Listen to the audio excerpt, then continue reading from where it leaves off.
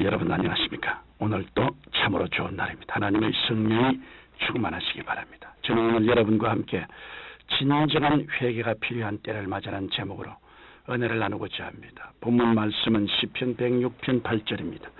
야훼께서 자기 이름을 위하여 저희를 구원하셨으니 그 큰 권능을 알게 하려 하심이로다. 얼마 전 남북한 고위급 회담에서 북한의 한 고위 관리가 남한을 불바다로 만든다는 어처구니 없는 발언을 하여 큰 파문을 일으킨 적이 있습니다. 6.25라는 피비린내 나는 동족상전의 상처가 아직도 완전히 가시지 않은 상태인데 참으로 분별 없는 망언을 한 것입니다. 이러한 북한의 호전성은 종국을 치달아 이제는 핵무기 개발에 광분하고 있습니다. 우리는 지금 북한이 한반도뿐만 아니라 세계 평화와 안전을 위협하고 있는 그 원인을 살펴보고 그들의 악한 꾀를 도말하기 위해 하나님의 방법으로 대처해야 하겠습니다. 먼저 우리는 민족의 과거 역사를 괴롭힌 사탄의 정체를 대적해야 합니다. 100여 년 전 하나님께서는 이 땅에 은혜를 주시사 국군이 기울어져가는 조선 말기에 이 민족에게 예수 그리스도의 복음을 전하여 주셨습니다. 이때부터 복음이 뿌리를 내리기까지는 말할 수 없는 핍박과 시련이 있었습니다. 또한 일제의 포악한 정치에서 수많은 주의 종들과 성도들은 신앙을 고수하기 위하여 순교의 피를 흘려야 했습니다. 1945년 8월 15일 우리나라는 일제에 앞제에서 해방되었지만 분단의 아픔과 함께 동방의 예루살렘이라 불리었던 평양을 위시한 이북 지역이 여의 없이 공산화되고 말았습니다. 이것을 기회로 마귀는 이 민족 전체를 공산화시켜 이 땅에서 하나님 신앙을 몰아내려 했습니다. 그리하여 북한이 도발한 저 끔찍한 6.25 전쟁은 조상 대대로 내려온 삼천리 금수강선을 완전히 초토화시켰으며 수많은 사상자를 내었습니다. 더구나 이 전쟁으로 말미암아 우리 민족은 1000만이 넘는 이산 가족이 생겼으며 그들의 가슴에 한 맺힌 슬픔은 아직도 풀리지 않고 있습니다. 이처럼 우리 민족의 역사는 한마디로 순환과 시련의 발자취였습니다.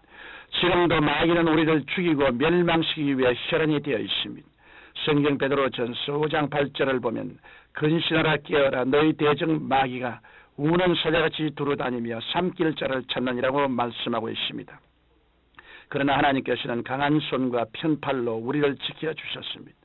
6.25 전쟁은 우리 민족사에 있어서 가장 참혹한 전쟁이었습니다.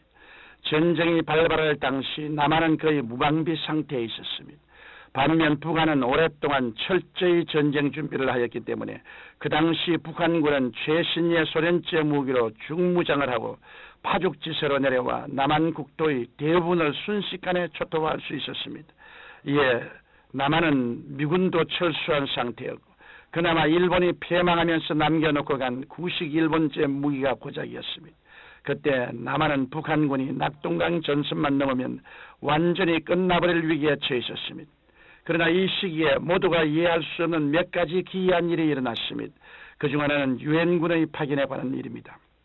유엔에 가입한 세계 각 나라들은 남한을 돕기 위하여 유엔군을 파견하려고 하였습니다.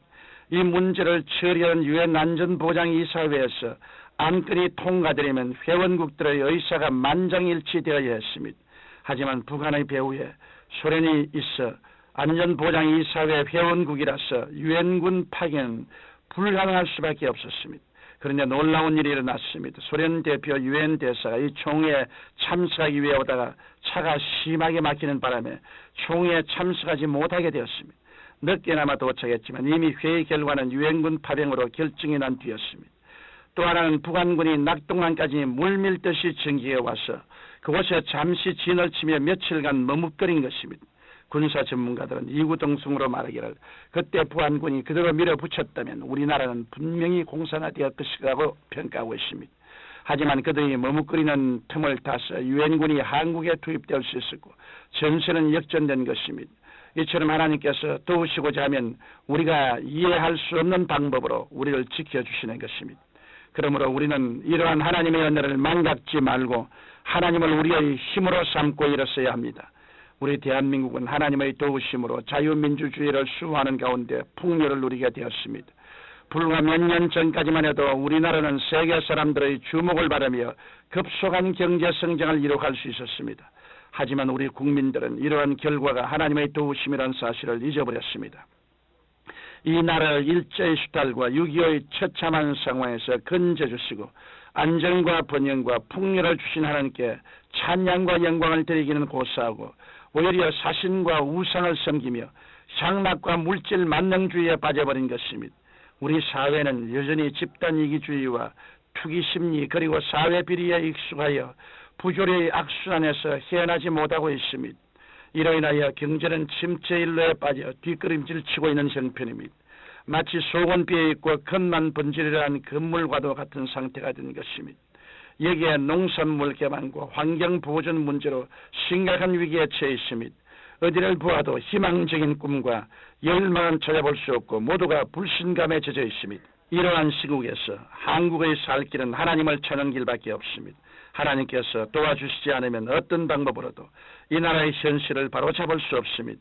이러므로 한국 교회는 참으로 하나님 보시기에 합당한 영적 계획을 일으켜야 합니다. 1,200만 그리스도인들이 하나 되어 새로워져야 합니다. 말과 생각과 행동이 달라져야 이 민족을 변화시킬 수 있습니다.